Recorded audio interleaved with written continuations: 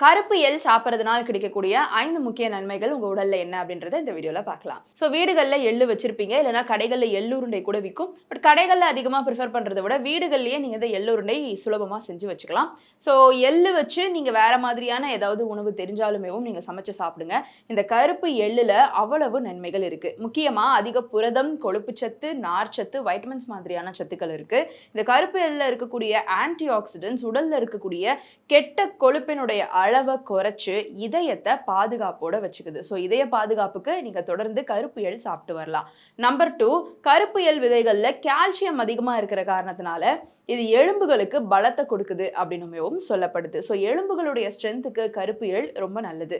Number 3, அதிகமான நார்ச்சத்து கருப்பு எள்ல இருக்கிற காரணத்தினால செரிமானத்தை இது அதிகப்படுத்துது அப்படின்னு சொல்றாங்க. அண்ட் நம்பர் 4, கருப்பு எள் விதைகள்ல ஆக்சிஜனேற்றம் அதிகமா இருக்கிற காரணத்தினால நம்மளுடைய சருமத்தை நல்லா